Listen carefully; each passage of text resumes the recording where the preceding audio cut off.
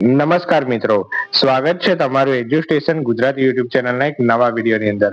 તો મિત્રો, આજના વિડીયોમાં આપણે વાત કરવાના છે કે મુખ્યમંત્રી યુવા સ્વાવલંબન યોજના MYSY સ્કોલરશીપ. તો જે પણ સ્ટુડન્ટ મેડિકલ કક્ષા એટલે કે MBBS, BDS, BEMS, BHMS અથવા તો કોઈ પેરામેડિકલ કોર્સમાં કોઈ સ્ટુડન્ટ એડમિશન લે છે, તો વગેરે કોર્સીસમાં કયા કયા કોર્સીસ છે તેમાં MYSY જે સ્કોલરશીપ મળતી હોય છે વિદ્યાર્થીઓને, બરોબર છે. તો આ સ્કોલરશીપ વિશેની સંપૂર્ણ ડિટેલમાં ચર્ચા, જો તમે કોઈ કોલેજમાં એડમિશન પહેલી વાર લો છો, બરોબર છે, અને જો તમે આ યોજનાનો લાભ મેળવવા માંગો છો તેની સંપૂર્ણ ડિટેલમાં માહિતી તમને ખબર હોવી જોઈએ. યસ, તો આ વિડીયોમાં MYSY સ્કોલરશીપ વિશેની સંપૂર્ણ ડિટેલમાં માહિતી મેળવીશું. તમને MYSY સ્કોલરશીપ વિશે જે પણ કન્ફ્યુઝન હશે એ બધું જ દૂર થઈ જવાનું છે, બરોબર. તો સંપૂર્ણ વિડીયો જોજો, અને જો ચેનલ પર નવા આવ્યા છો તો આવી જ સ્કોલરશીપની માહિતી ઘણી અપડેટ માટે ચેનલ નવા હશે સબસ્ક્રાઇબ કરી દેજો, અને વિડીયો પસંદ આવે તો વિડીયોને જરૂરથી લાઈક કરી દેજો. તો ચાલો મિત્રો, વિડીયોની હવે શરૂઆત કરીએ છીએ. યસ, તો હવે જો મિત્રો તમને અહીંયા એક પેજ દેખાતું હશે જેમાં આ મુખ્યમંત્રી યુવા સ્વાવલંબન યોજના MYSY ની ઘણી બધી માહિતી અહીંયા દર્શાવવામાં આવી છે, જે તમને કન્ફ્યુઝન હશે એના વિશે, બરોબર છે. શેમાં મળે છે, કેટલી સ્કોલરશીપ આમાં હોય છે, કયા કયા પ્રમાણપત્રોની જરૂર પડે છે, બરોબર છે, અરજી કેવી રીતે કરવી, તમામ ડિટેલમાં માહિતી આ વિડીયોમાં જોવાનો છે. તો વિડીયો ઘણો લાંબો પણ થઈ શકે છે, તો વિડીયોને સ્કીપ ના કરતા જો તમે આ યોજનાનો લાભ મેળવવા માંગો છો, ઓકે, તો તમામ માહિતી તમને મળવાની છે. યસ, તો હવે તમે અહીંયા જોઈ શકો છો મિત્રો, તો પહેલા તો અહીંયા લખ્યું છે કે MYSY યોજનાની અરજી ક્યાં કરવાની તથા અરજી કરવાની પ્રક્રિયા શું છે. તો એવું લખ્યું છે કે MYSY યોજનાની અરજી, બરોબર છે, આ વેબસાઇટ તમારે યાદ રાખી લેવાની છે, બરોબર છે. આ વેબસાઇટ પર તમારે આ જે અરજી છે MYSY ની કરવાની રહે છે. બીજું કે એમાં જે વિદ્યાર્થીઓએ ઉક્ત પોર્ટલ ઉપર લોગિન અથવા રજીસ્ટ્રેશન કરવાનું રહેશે, ને રજીસ્ટ્રેશન કરીને જરૂરી દસ્તાવેજો વિગતો ભરીને અપલોડ કરીને હેલ્પ સેન્ટર પર વેરિફિકેશન કરવાનું હોય છે. એટલે મેઇન તમારે આ વેબસાઇટ વિઝિટ કરવાની છે, અને અરજી આ પ્રક્રિયા પર તમારે કરવાની રહેશે. બીજી વાત મિત્રો એ જોઈએ કે MYSY યોજનામાં અરજી કરવા માટેની પાત્રતા શું હોય છે, બરોબર. તો MYSY યોજનામાં અરજી કરવા માટે નીચેની બે શરતોને સંતોષતા હોવા જોઈએ. તો પહેલા તો એવું લખ્યું છે કે આમાં એટલે ક્રાઇટેરિયા શું હોય છે, આપણી સિમ્પલ ભાષામાં કહીએ તો સ્નાતક અભ્યાસક્રમ માટે ધોરણ 12 વિજ્ઞાન પ્રવાહ અથવા સામાન્ય પ્રવાહ એટલે કે કોમર્સ કોર્સ જે તમે કહો છો એમાં 80 કે તેથી વધુ પર્સન્ટાઇલ હોવા જોઈએ, બરોબર છે. તો જો તમે અંડર ગ્રેજ્યુએટ કોર્સમાં એડમિશન લેવા માંગો છો તો ધોરણ 12માં સાયન્સ સ્ટ્રીમ લીધી હોય અથવા તો જે સામાન્ય પ્રવાહ હોય, બરોબર છે, તેમાં તમારે 80 થી વધુ પર્સન્ટાઇલ હોય, પર્સન્ટેજની વાત નથી, બરોબર છે, તો તમે આ યોજનામાં એપ્લાય કરવા માટે એલિજિબલ થાવ છો, બરોબર છે. બીજું છે કે ડિપ્લોમા અભ્યાસક્રમ માટે, તો ડિપ્લોમા અભ્યાસક્રમ માટે ધોરણ 10 ની પરીક્ષામાં 80 કે તેથી વધુ પર્સન્ટાઇલ હોય, બરોબર છે. આમાં ધોરણ 10 ની પરીક્ષા લખી છે એમાં, કારણ કે ધોરણ 11 અને 12 એમાં ડિપ્લોમામાં આવતા નથી, બરોબર. બીજી વાત કે D2D કોર્સ, બરોબર છે, ડિપ્લોમા ટુ ડિગ્રી, એમાં અભ્યાસક્રમ માટે ડિપ્લોમા અભ્યાસક્રમની પરીક્ષામાં 65% તેથી વધુ હોવા જોઈએ, બરોબર છે. તો D2D અભ્યાસક્રમ માટે ડિપ્લોમા અભ્યાસક્રમની પરીક્ષામાં કેટલા હોવા જોઈએ, તો 65% કે તેથી વધુ પર્સન્ટેજ હશે, જો આમાં ટકા લખ્યું છે, બરોબર છે, તો ભાઈ તમે આ યોજનામાં અરજી કરવા માટે એલિજિબલ થાવ છો, બરોબર છે. બીજી વાત એ કરીએ કે ₹6 લાખ સુધીની કૌટુંબિક વાર્ષિક આવક ધરાવનાર વાલીઓના સંતાનોને જ આ યોજનાનો લાભ મળશે, જેમાં લખ્યું છે આ યોજના માત્ર સ્નાતક અભ્યાસક્રમ માટે જ છે, અનુસ્નાતક અભ્યાસક્રમ માટે નથી, બરોબર છે.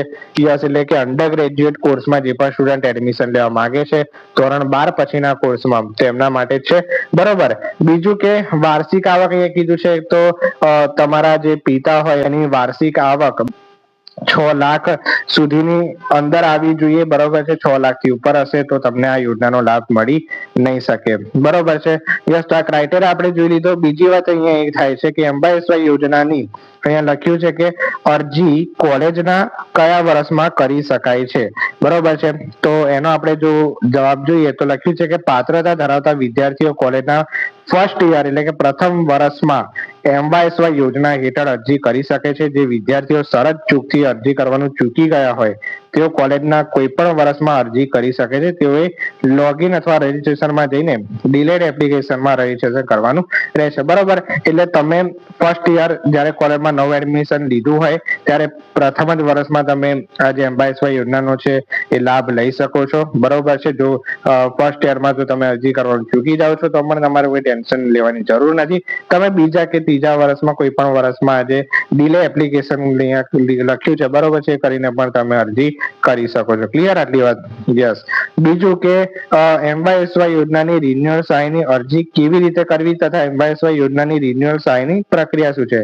તો રિન્યુઅલ સહાય, બરોબર છે, એટલે કે પહેલા જો તમે લાભ લીધો હોય, બરોબર છે, અને ફરી એનો લાભ લેવા માંગતા હોય તો અહીંયા લખ્યું છે કે પાત્રતા ધરાવતા વિદ્યાર્થીઓ એમ્બાયસવાય યોજનાના વેબ પોર્ટલ પર લોગિન અથવા રજીસ્ટ્રેશનમાં જઈને રિન્યુઅલ એપ્લિકેશનમાં લોગિન કરવાનું રહેશે અને લોગિન કર્યા બાદ જરૂરી વિગતો ભરીને જરૂરી દસ્તાવેજો અપલોડ કરી એપ્લિકેશનને લોક કરવાની રહેશે. બરોબર, તો આ મુજબ રિન્યુઅલ સહાયની અરજી તમે કરી શકો છો. ત્યારબાદ મિત્રો હવે જો અહીંયા પાંચમો મુદ્દો લખ્યો છે કે કોલેજના અભ્યાસક્રમના દરેક વર્ષમાં એમ્બાયસવાય યોજનાની શિષ્યવૃત્તિ મેળવવા માટે અરજી કરવાની હોય છે.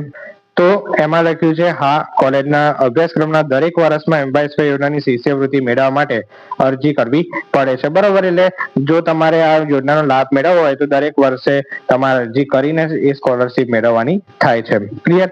બીજી વાત અહીંયા લખી છે કે એમ્બાયસવાય યોજનાની અરજી કરવા માટે અરજી કરતા વિદ્યાર્થીના કેટલા પર્સન્ટાઇલ અથવા ટકા હોવા જરૂરી છે. બરોબર, તો અહીંયા આપણે જે વાત કરી, બરોબર છે, એ મુજબ જ.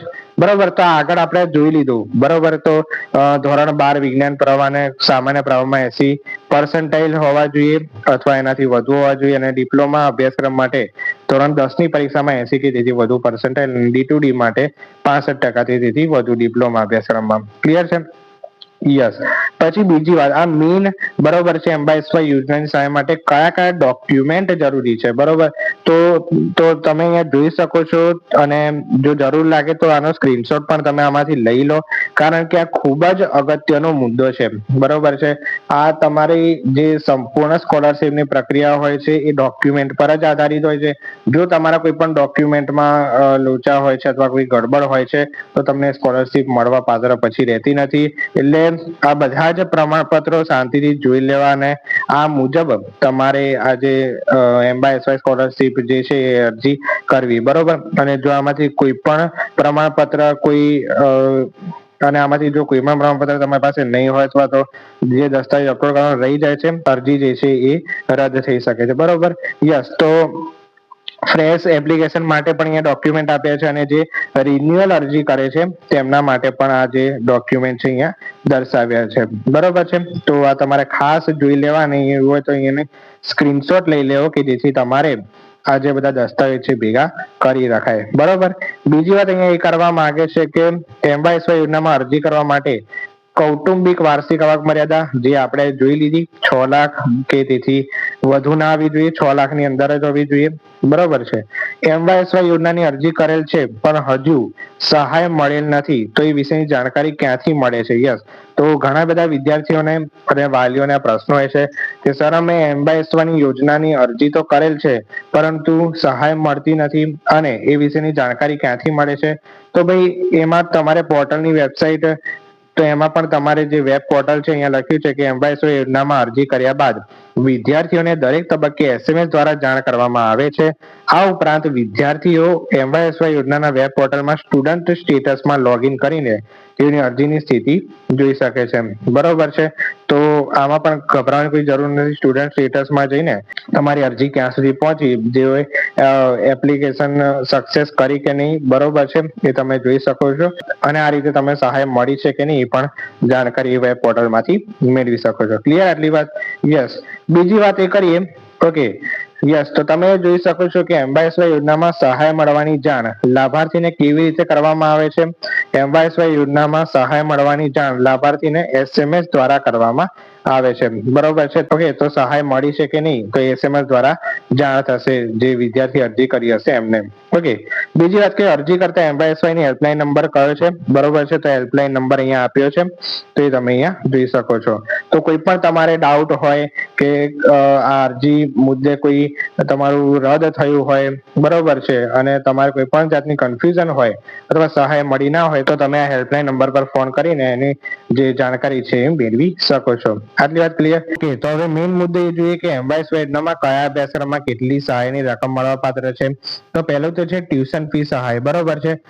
તો જે તમે મેઇન કહો છો ટ્યુશન ફી, બરોબર છે, તો એમાં ક્રાઇટેરિયા શું છે, કેટલી મહત્તમ મર્યાદામાં એ સ્કોલરશીપ મળે છે. તો એવું લખ્યું છે કે ટ્યુશન ફી ની 50% રકમ અથવા મહત્તમ મર્યાદામાં તે બે પૈકી જે ઓછું હોય તેટલી સહાય મળવા પાત્ર હોય છે. એટલે માની લો હવે ધારો કે તમારા કોલેજની ફી છે 1 લાખ રૂપિયા, બરોબર છે. ઓકે, તો આના 50% તમે કરો, બરોબર છે. તો 50% કેટલા થાય ભાઈ? તો કે 50,000 જેટલા થવાના, બરોબર.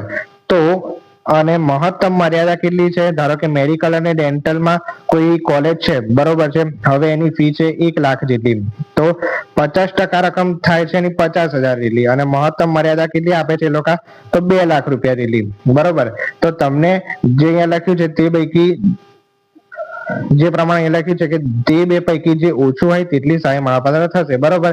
તો આમાંથી કયું ઓછું છે? તો 50,000 રૂપિયા, બરોબર. તો તમને 50,000 રૂપિયા જે છે એ મુજબ મળવાપાત્ર રહેશે, બરોબર. અને મેક્સિમમ તમને કેટલી મળી રહેશે? 2 લાખ રૂપિયા જેટલી મળી રહેશે. મેડિકલ અને ડેન્ટલમાં વાત થાય છે. બીજા ઘણા કોર્સ અહીંયા દર્શાવ્યા છે: ઇજનેરી અથવા ટેકનોલોજી, ફાર્મસી, આર્કિટેક્ચર, એગ્રીકલ્ચર, આયુર્વેદિક, હોમિયોપેથિક, નર્સિંગ, ફિઝિયોથેરાપી, પેરામેડિકલ. તેમાં મેક્સિમમ 50,000 રૂપિયા તમને મળવા પાત્ર હોય છે, બરોબર છે. આટલી સહાય છે MYSY મળે છે. ડિપ્લોમામાં ₹25,000, BA, BCom, BSc, BBA, BCA એમાં 10,000 રૂપિયા, બરોબર. બીજું કે રહેવા જમવા માટે તો ઘણા વિદ્યાર્થીઓ જે હોસ્ટેલમાં રહે છે, બરોબર છે, જે મેસનું જમે છે, બરોબર છે, તો એમના માટે પાત્રતા ધરાવતા અને પોતાના વતનના તાલુકાની બહાર અભ્યાસ કરતા વિદ્યાર્થીઓ હોવા જોઈએ. સરકારી છાત્રાલયમાં પ્રવેશ મેળવી નહીં શકનાર વિદ્યાર્થીઓ, બરોબર, તો આ લોકો એમનો લાભ લઈ શકે છે. 10 મહિના માટે ₹1200 પ્રતિ માસિક ઉચ્ચક રકમ અભ્યાસક્રમની નિયત અવધિ માટે, અને વર્ષે કુલ 12,000 રૂપિયા જે છે એમને મળવા પાત્ર હોય છે, બરોબર. તો રહેવા જમવા માટે, બરોબર છે, વાર્ષિક ₹12,000 ની સહાય MYSY મળી શકે છે. સાધન પુસ્તક સહાય લખી છે તો ગવર્મેન્ટ અને પ્રાઇવેટ કોલેજમાં અભ્યાસ કરતા વિદ્યાર્થીઓને મળવા પાત્ર છે, જેમાં અભ્યાસક્રમની અવધિ દરમિયાન સાધન પુસ્તક સહાય માત્ર એક જ વખત મળવા પાત્ર હોય છે, બરોબર. તો માત્ર એક જ વખત આ સહાય મળે છે, બરોબર. જેમાં મેડિકલ અને ડેન્ટલમાં 10,000 રૂપિયા જેટલી સહાય મળે છે. બીજું કે આ જે બધા કોર્સ છે, પેરામેડિકલ, ઇજનેરી, ફિઝિયોથેરાપી, એગ્રીકલ્ચર એટસેટ્રા, બરોબર, તેમાં 5,000 રૂપિયા અને ડિપ્લોમામાં 3,000 રૂપિયા. તો ઘણા વિદ્યાર્થીઓ આવે કે જેમની પાસે પુસ્તક સાધનના જે પૈસા ના હોય તેમને આ માટે આ સહાય આપવામાં આવે છે, બરોબર છે. કે મિત્રો, યસ, તો આટલું આપણે આ MYSY યોજના વિશે મેક્સિમમ માહિતી મેળવી, બરોબર છે. તો હજી પણ આની ઘણી કેટલીક માહિતી આપણે જોવાની બાકી છે, પરંતુ વિડીયો ઘણો લાંબો બનેલ હોવાથી આ વિડીયોને પાર્ટ 2 એવો તો મૂકીશ, બરોબર છે. કોમેન્ટમાં મને જણાવશો કે આનો પાર્ટ 2 મૂકો કે નહીં, બરોબર. તો એ પ્રમાણે બનાવી દઈશ. ઓકે, તો આ મેઇન માહિતી મારે MYSY મુજબ તમને આપવાની હતી, બરોબર. તો આની સહાય વિશે વાત કરી, અરજી કેવી રીતે કરવી, એના ડોક્યુમેન્ટ અપલોડ કઈ રીતે કરવા, શું એની પ્રોસેસ હોય છે, એ બધાની પણ આપણે આગળ વાત કરીશું, બરોબર છે. તો વિડીયો પસંદ આવ્યો તો વિડીયો જરૂરથી લાઈક કરી દેજો. આવા જ નવા વિડીયો જોવા માટે ચેનલને અવશ્ય સબસ્ક્રાઇબ કરી દેજો. તો ચાલો મિત્રો, આવા જ કોઈક નવા વિડીયો સાથે મળીએ. ત્યાં સુધી ગુડ બાય, થેન્ક યુ.